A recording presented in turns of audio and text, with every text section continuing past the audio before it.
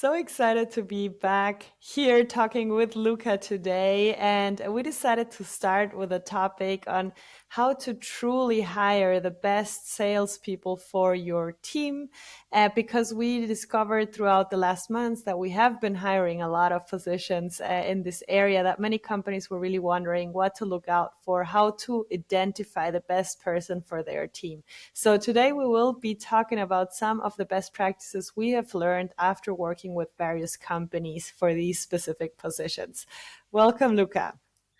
Hi, excited to get started. I feel like I've been not doing anything else the last years than hiring salespeople all over Germany, even internationally in the US as well, and all over Europe. So yeah, happy to get into the weeds, as one could say.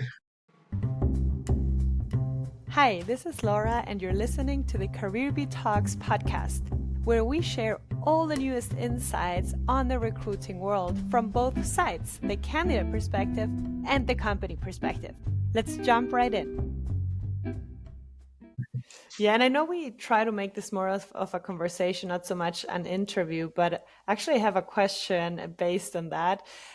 Just because you said you have been hiring so many positions, or we have been hiring so many positions in the different countries, the first question actually would be, do you think there are differences in the skill sets looked out for in the different countries, or would you say it's almost the same in every country? Very good question. I would say it's 95%, I would say, is probably the same. And then you have small regional and cultural differences for a salesperson, how to sell to each specific market. And most of the time, what we also see is like more sales positions are usually filled by, when I'm say we're searching for a salesperson in Germany, most of the time it's going to be a German person who has doesn't need to be German nationality, but usually has grown up in their country and knows the cultural differences. Because in sales, like every word counts, right? How do you talk to prospect?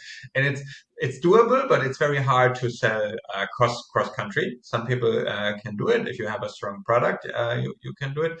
But yeah, a lot of cultural nuances are present. So I would say 95% is probably the same.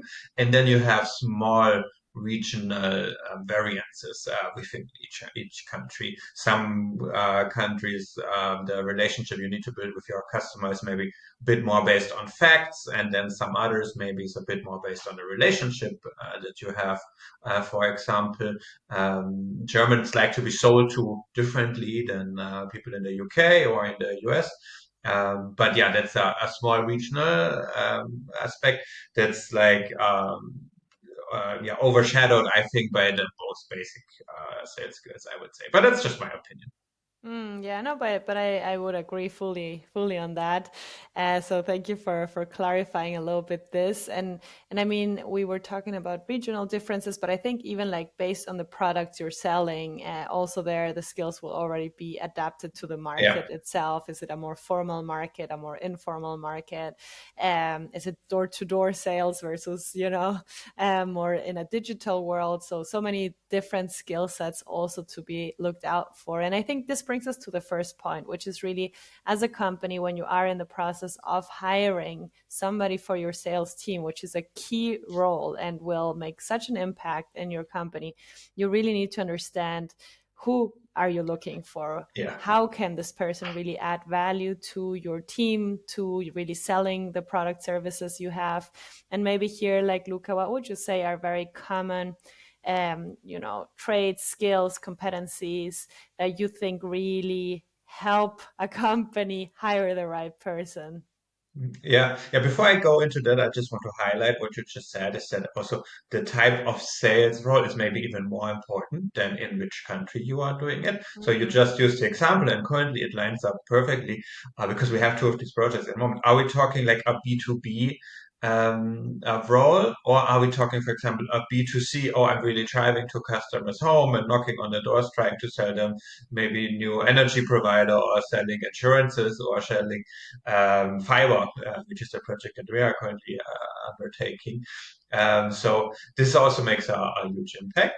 And that type of person. However, what they all have in common, to answer your question, I would say most important trait number one that I look for is and also the companies and managers I can tell in the interviews are looking for is your motivational level. How motivated are you?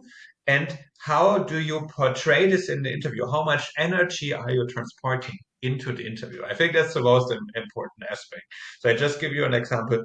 We have a salesperson, and it doesn't matter if this is B2B or B2C. And I have a great resume, and it says, "Oh yeah, I've been working for this company. I had all the sales success."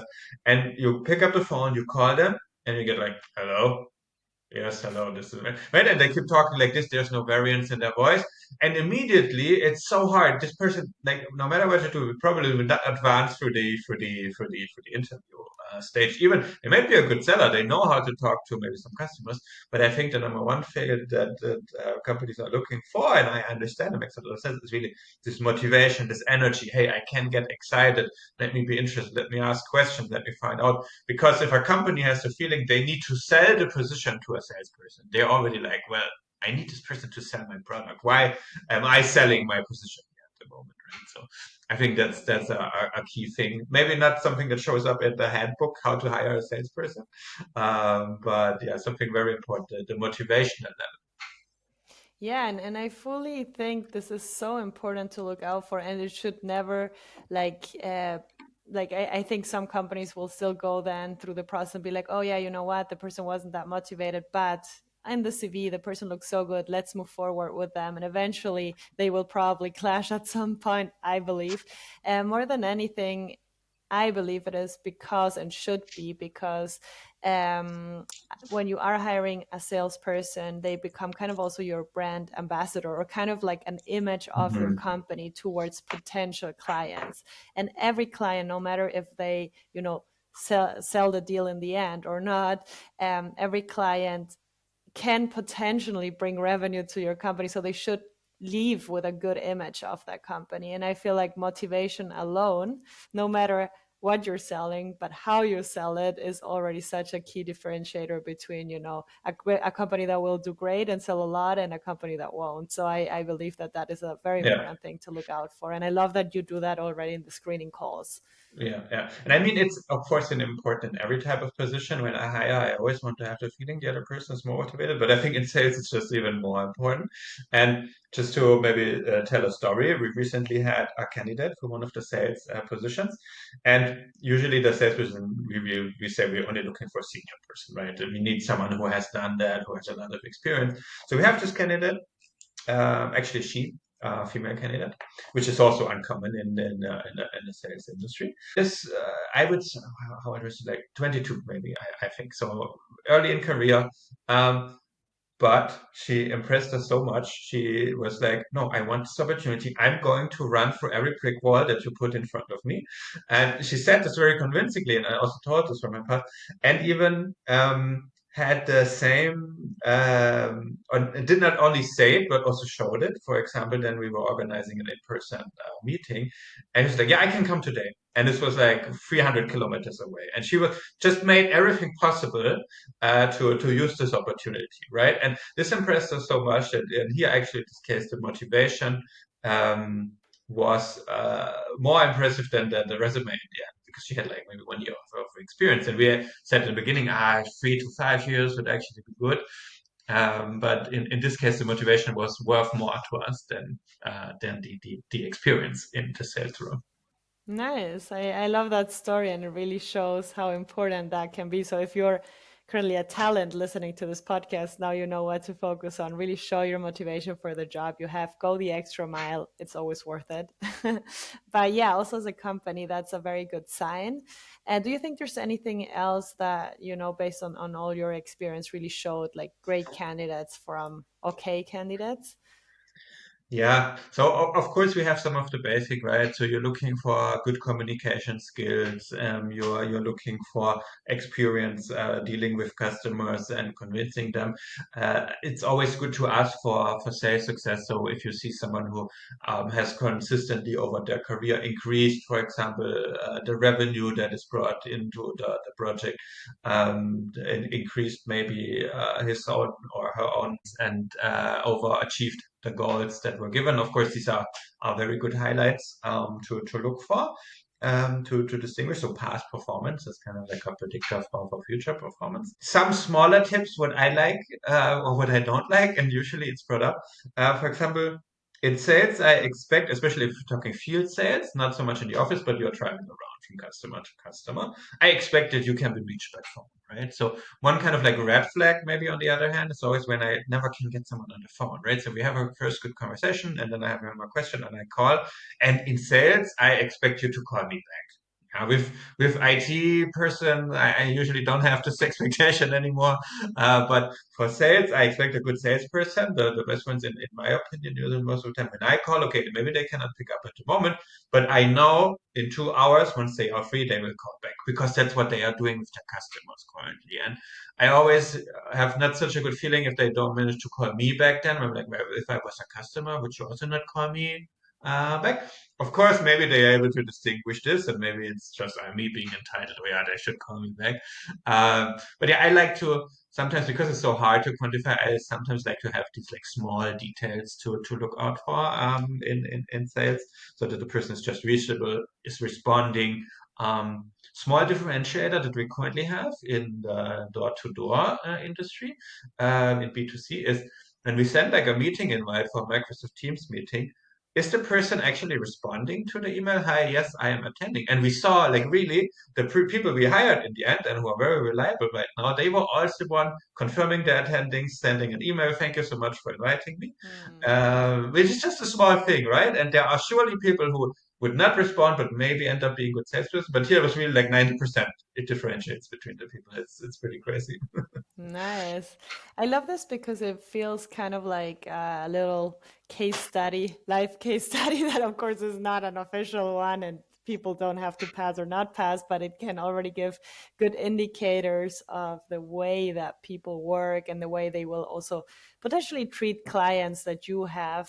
So I love that. It's very practical also for companies because it gives a new way of how to evaluate the different candidates you have and how to understand who of those candidates truly stands out and really deserves this chance. So I really think these examples, like even the first one you gave, but also now this with the how to respond to emails, how to respond to invites, how to respond to calls, that also is a great indicator beyond the typical skills that you should, of course, also test throughout the interview. Yeah, that's important. Of course, we're not deciding whom to hire or not based on if they send me an email thanking me for inviting them to an interview, right? But yeah, it's just like small things along the way. But then, of course, within the interview, we have 1 hour. There are questions. How do you approach customers? How do you deal with this scenario? How do you react when a customer has this objection? How do you deal with that objection? Of course, those uh, those are important as well. Don't get me wrong at all. It's just funny how these small things tend to end up mattering then. Right, absolutely. Well, I think these tips are already very helpful, but maybe now the company is like, okay, sounds good. I mean, I already have my set of questions. I will look out for these extra details. But what tips do you have on where to find or how to attract these people to my open job? So maybe here we Mhm. can share some insights based on the past experience we've had. Yeah, of course. It depends a little bit on the industry, but let's maybe start in B2B and then we come to the B2C area. So if you have a B2B sales role, I think the first thing you should always look into is LinkedIn. Why? Because LinkedIn is just a good channel in a sense that you can find the people there are very active, right? A B2B salesperson is also active themselves on LinkedIn. However, I would also be careful because LinkedIn allows you to post jobs, but at the same time, posting job doesn't work on LinkedIn for B2B sales role, especially if you need a local language speaker. It's quite difficult. And I would say that's a good starting point to use it like we do it for active outreach, right? So this is what we offer for our clients, for example, when they really have an urgent need someone next week, basically, and it's a very specialized position. Great, come to us. We will do outreach via LinkedIn. It's very effective. It works quite well. On the other hand, if you currently want to post a job or publish a job to have people apply to you, this is also quite difficult. Because at least in Germany, there is no, until now, there's no specific solution that is really targeting field sales reps in B2B or B2C. By the way, there are, I think, a few portals in this general for sales, but not for field sales. So that's something to our listeners we can announce, and I'm sure we'll tell them more. Something we're working on and have a solution now in place. So that's important. So you have to decide: is it super urgent? Then probably we should do headhunting and active outreach. If it's just a regular, you have a bit time, you can wait for some applicants. Then Lara, maybe you tell us about our new solutions where you can post field sales roles in Germany. Right. And maybe to add to what you just said, and then I'll go to it. You can of course always combine strategies. I mean, especially if you're a company that's constantly growing, then maybe you need to hire somebody, by tomorrow. Then headhunting, of course, is the only choice to get the best person into your company. But then you can still, write your job ad and over time get in more applications so that you kind of fill a pipeline for the future. And yeah, Luca was mentioning like where can you post jobs. We have been lately also because we have had so many open jobs in sales, looking into some more niche job boards and seeing like how do they work, how do they attract the right people. And then very specifically for these field sales, we realized there was no niche job board that really, was keeping up to the expectations we've had. So that's why we also decided to build our own, which is called meinaußendienstjob.de, very specifically for the German job market at the moment, which is where we wanted to start this off. And we've already seen like great results, a lot of great talents who have been like using and asking us questions about this job board. So it's really growing, and it's a great chance for companies to post their very specialized jobs, and then get it in front of very interesting talents that could be the right fit for you. And you can find everything out about it in the link that we will be sharing in the section. How is it called? Look, I forgot the name. Comment section? No, And the on Spotify, is that the comment section or the description box? the I think I would description of the call podcast. it. I think there's a specific name for it, but I In the forgot how it. notes, in the show But notes, in the show show notes. notes, We will leave I everything in the think. show notes, of course, so you can reach it out. And especially during this late summer, we still have a very special discount of 20% off of your first job ad posted. So you can still use that if you listen to this early in time. But even if not, feel free to always also reach out to us and ask us more questions on it. But then, of course, this is one way. There are other job boards as well. There are the bigger job boards. So it always depends a little bit, on the strategy that you want to pursue. Yeah, definitely, definitely. Even for, I say most of the time, a more specialist point works usually the best. We can see that. But you're right, the bigger players also is important that they have something for every job. But if you have a targeted role like this, and salespeople, they are very picky and choosy with their time, right? The salesperson, they are always happen to talk, yes, if they think the time is worth invested, right? So that's something that's very important to understand about this target group, and this is why very niche and optimized and specific job board for this target group makes a lot of sense. Mm. Well, maybe to round this podcast up, because I think we now covered a little bit of like what to look out for beyond the typical interview questions, where and how to find talents, even though we just did this very, very broadly, but still already some insights in there. And then lastly, maybe how can you sell the job properly to a sales talent that you want to have for your job? What would be some best practices there? Yeah. So I think a lot of times it's a mix between having the right compensation scheme and then also seeing a salesperson as the human behind, which a lot of time in the industry is not so much the case. So when it comes to compensation, of course, it depends a bit on what you want. So I'm assuming you want a hunter person in the team now, right? So you want someone who's driving new business. And for them, it's really important that they have the upside. So a lot of times I talk to candidates, they're very frustrated. because they get like a fixed salary and then they get like a bonus on top depending on reaching their goals. But there's a cap.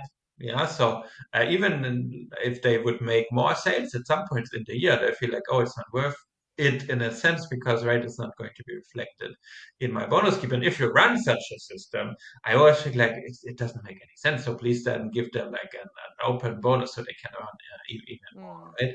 At the same time, it's also important to not overpromise. I feel like this has been done a lot the last years, is where companies say, yeah, you can make 300,000 euros in commissions easily with us, easily. And then people start super excited and they were like, well, there's absolutely no structure. There's no leads. Need to do research. Even I need to do everything in the pipeline. No Right. one has heard of this product yet. We have bad online reviews about the product, so it was never really realistic. And yes, maybe on Right. paper I could make 300,000 in sales, but actually it's not realistic based on the area, how it was been Mm. so far and in the past. So one good question for us is always asking, okay, how many people reach actually those goals in your company? So make sure that you highlight the upside if you want to convince a sales candidate, yes, but also make sure that what you say you can like prove to them. There's one company I'm working with; they have an Excel sheet where you can calculate your deal volume and then what you're going to earn. It's super transparent, and that's very helpful. And the second part is the seeing them as humans, also with families. So of course, salespeople, they're always giving 110%. They're always super motivated, but sometimes they might also need a break, right? And so can you see this human side and also give them some time maybe to take some days off, or sometimes they're not working until 7 p.m. Sometimes maybe Mm. family comes first, right? So being in this yeah, both sides, so giving them upside but also giving them security that they are seen as a human and a valuable part of the company. Awesome. Well, thank you so much. I think we've covered many interesting topics and insights when it comes to hiring salespeople. As mentioned, we'll leave all important links in the show notes, and you can always reach out to us if you have specific questions or if you are looking for potential headhunting collaborations because you have to hire fast. We're very happy to show you a little bit more about how we could help. Thank you, Luca, and talk to you next time. Thank you so much for listening to today's episode. If you are a company who's currently looking to expand their team with amazing talent, make sure to check out our website careerbeat.io to learn more about our recruiting services and how we can help you find the best candidate for your open roles. On the other side, if you are a candidate who's currently looking to find a job in the US or Germany, make sure to explore our website careerbeat.io/talents to see how our masterclass and our additional career services can get you to find your dream job. In any case, you can always reach out to our team via the email team@careerbeat.io. We are so happy to continue sharing many more insights around recruiting and job searching.